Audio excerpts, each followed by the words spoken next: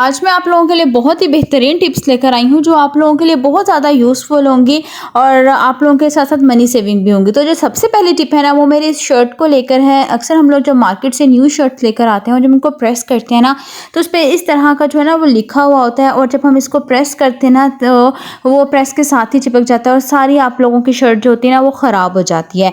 तो आज मैं आप लोगों को एक बेहतरीन तरीका बताऊंगी कि इसको आप लोग किस तरीके से आप लोग प्रेस कर सकते हैं। तो जब भी आप लोगों ने इस तरह की शर्ट को प्रेस करना हो या कोई स्टिकर वगैरह लगा हो तो आप लोगों ने करना यह है सिंपल, उसके ऊपर कोई भी कपड़ा बिछाना है, लेकिन आप लोगों ने याद रखना है कोई भी रेशमी कपड़ा नहीं बिछाना चाहिए, ठीक है, कोई सूती कपड़ा होना चाहिए। आप उस कपड़े के ऊपर शर्ट के ऊपर इस तरीके से कपड़े को बिछा दें और इस्त्री को नॉर्मल रखना है आप लोगों ने तकरीबन 3 और 4 पे। और फिर जो है ना आप लोगों ने अपने जो कोई भी शर्ट जिसको भी प्रेस करना हो उसको आप आसानी से प्रेस कर सकते हैं। तो ये देख सकते हैं आप लोग, मैंने इसको कपड़ा रख के प्रेस किया है तो कितने आसानी के साथ ये इस्त्री हो चुकी है, ना ही इसका स्टिकर ख़राब हुआ है और ना ही कुछ लिखा हुआ है जो था इसके ऊपर ख़राब हुआ है।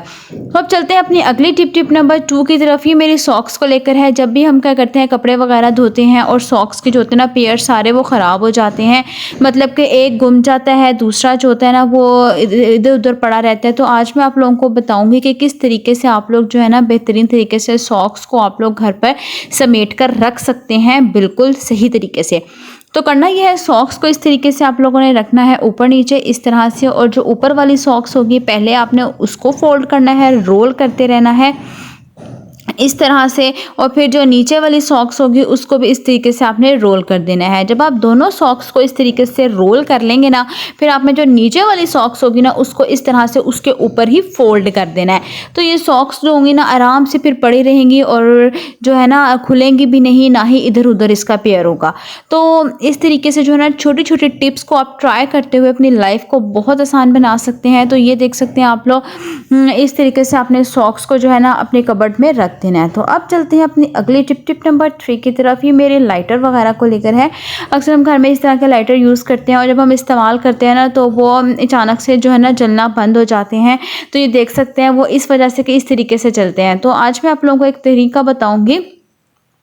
अक्सर लाइटर जिनको हम इस्तेमाल करते हैं ना वो अंदर से बहुत ज़्यादा गंदे हो जाते हैं। इसको क्लीन करने का एक बेहतरीन तरीका बताऊंगी। आप लोगों ने कोकोनट ऑयल को अच्छे से मेल्ट करके कॉटन बड के ऊपर इस तरीके से लगा लेना है।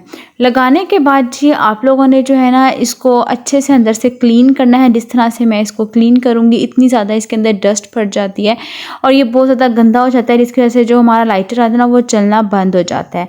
तो ये आप लोग देख सकते हैं यहाँ पे जो है ना कितना ज़्यादा ये गंदा हो चुका था। इसके अंदर से बहुत ज़्यादा ब्लैक जिसको हम कालक भी कहते हैं वो निकल रही थी इसमें से, जिसकी वजह से जो है ना ये बहुत कम जल रहा था। और इस तरीके से मैं इसकी दोबारा कॉटन बड के ऊपर जो है ना वो ऑयल को लगाऊंगी और ठीक है फिर दोबारा इसको अच्छे से क्लीन करूंगी। लिटरली इससे इतना फ़र्क पड़ता है ना, आप लोग इसको एक दफ़ा ज़रूर ट्राई करके देखना, फ़र्क आप लोगों को खुद पता चलेगा। तो इस तरीके से जो है ना मैं इसको बहुत अच्छे से अंदर से क्लीन कर लूँगी। तो ये देख सकते हैं कितनी ज़्यादा ये लाइटर गंदा हुआ था। अब मैं आप लोगों को इस लाइटर को जला के दिखाती हूँ। तो ये देख लें आप लोग किस तरीके से बेहतरीन तरीके से दोबारा जलना शुरू हो चुका है। तो उम्मीद करती हूँ ये वाली टिप आपको पसंद आई होगी। अगर आपके घर में कोई इस तरह का लाइटर है तो आप उसको इस तरीके से ज़रूर क्लीन कीजिएगा। अब चलते हैं अपनी अगली टिप नंबर 4 की तरफ। मेरी टिप नंबर 4 आटे को लेकर है और स्पेशली जी उनके लिए है जो बच्चे हॉस्टल्स वगैरह में पढ़ते हैं या कहीं आप लोग पिकनिक पे जाते हैं। तो वहाँ पे आप लोग किस तरह से अगर रोटी पकानी हो तो आप लोग पका सकते हैं। तो आप लोगों ने इस तरीके से आटे को जो है ना प्लेट में रखना है और ले लेना है 1 अदद कप, क्योंकि इस तरीके से आपने बस इसके फटाफट पेड़े बनाने हैं। पेड़ा बनाने के बाद एक्स्ट्रा आटे को निकाल लेना है और इसको इकट्ठा करके हम दोबारा से प्लेट में रख लेंगे। अब इसके पेड़े बना लेंगे। तो यहाँ पे जी हमारे पास पेड़ा बेहतरीन सा बन चुका है। अब हम इसको हाथ से इस तरीके से आप लोगों ने इसको बड़ा कर लेना है। तो मैं आपको पूरी रोटी बना के दिखाती हूँ, क्योंकि जब बच्चे हॉस्टल्स में पढ़ते हैं, पिकनिक पे जाते हैं यहाँ हम लोग, तो इतनी सारी चीज़ों को हमारे साथ लेके जाना हमारे लिए पॉसिबल नहीं होता है। तो इस तरीके से इसको थोड़ा सा खुश्क आटा लगा के फिर हम इसको गिलास से बड़ा करेंगे। अगर आपके पास शीशे का गिलास है आप उससे भी इसको बेल सकते हैं, अगर स्टील का है तो आप उससे भी इसको बेल सकते हैं। हाथों से ही मैंने इसके किनारे पतले कर लिए थे। इस तरीके से फटाफट से जो है ना मैं इस रोटी को एक गिलास से बेल लूँगी। ठीक है, तो ये देख सकते हैं इसको मैंने बेल दिया था, बाकी हम इसको हाथ से बड़ा कर लेंगे। तो यहाँ पे ये देख लें आप लोग कितने आसानी के साथ मैंने रोटी को पका लिया है। तो ये देख लें कितनी बेहतरीन। अब मैं आपको इसको बना के दिखाऊंगी। बनाने से पहले कुछ लोग जो होते हैं इस तवे के ऊपर रोटी पकाते हैं। जब आप रोटी पकाएं और इस तवे को साफ़ करें ना तो रोटी इसके साथ चिपक जाती है। तो रोटी पकाने से पहले ना आपने इस तवे को थोड़ा सा ऑयल डाल देना है, घी। तो फिर रोटी इसके साथ बिल्कुल भी नहीं चिपकेगी और बहुत आसानी के साथ आप रोटी को पका सकेंगे। तो यहाँ पे जी रोटी को मैंने उल्टा दिया था। अब मैं आप लोगों को इसको पका के दिखा देती हूँ कितनी बेहतरीन हमारी रोटी जो है ना वो तैयार हो चुकी है। तो ये देख सकते हैं आप लोग, और इतनी सॉफ्ट भी। तो आप मेरी इस टिप को एक दफ़ा ज़रूर ट्राई करके देखना, इंशाल्लाह आप लोगों को बहुत पसंद आएगी।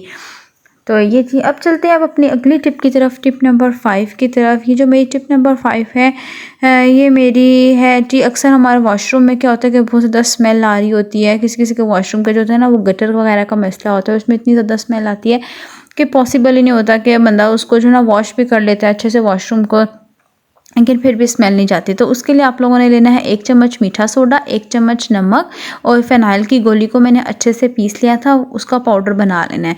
उसके अंदर मैं आप लोगों के घर जो सा भी शैम्पू आप इस्तेमाल करते हैं थोड़ा सा शैम्पू बना के ना आपने इसके जो हमने पाउडर जितने भी इसके अंदर ऐड किए हैं ना आपने उसको जो है ना बहुत अच्छे से इसकी गोलियाँ बना ली हैं, इसको अच्छे से मिक्स करके। और ये देख लें आप लोग इस तरीके से जो है ना मैं इसकी 2 गोलियां बना लूँगी और फिर आप लोगों ने जो है ना इसको अपने वॉशरूम में रखना है।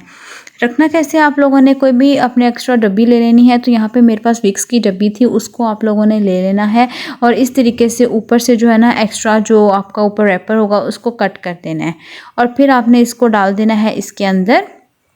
इन गोलियों को आपने इसके अंदर डाल देना है और फिर आप इसको वॉशरूम की जो ऊपर खिड़की वगैरह होती है उसमें रख सकते हैं, आप इसको वेंटी के नीचे रख सकते हैं।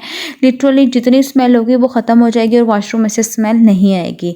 अब जी चलते हैं अपनी अगली टिप नंबर 6 की तरफ। जो है ना ये मेरी बहुत ही बेहतरीन टिप है। अक्सर बच्चे हमारे जो है ना उसको स्वेटर्स पहनाते हैं, वाइट कपड़े, वो इतने गंदे कराते हैं, उस पर मैल कुचैल इतनी होती है, चाय के दाग होते हैं या फिर जंग के दाग भी कभी कभी लग जाते हैं। इस तरीके से कोई भी दाग हो तो उसके ऊपर आप लोगों ने टूथपेस्ट लगानी है थोड़ी सी और डालना है मीठा सोडा।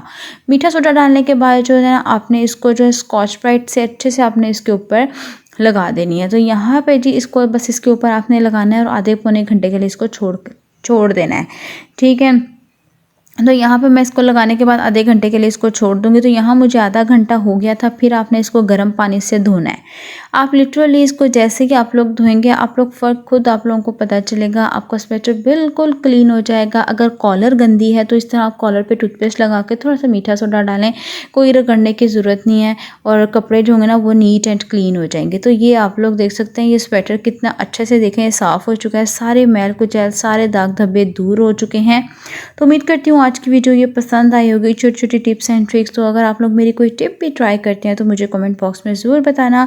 मेरे चैनल को भी सब्सक्राइब करना। उसके साथ साथ मेरा टिकटॉक पे अकाउंट है अरफा अमीन 05 के नाम से, आप लोग उसको ज़रूर फॉलो कीजिएगा। ओके, अब नेक्स्ट वीडियो तक के लिए अल्लाह।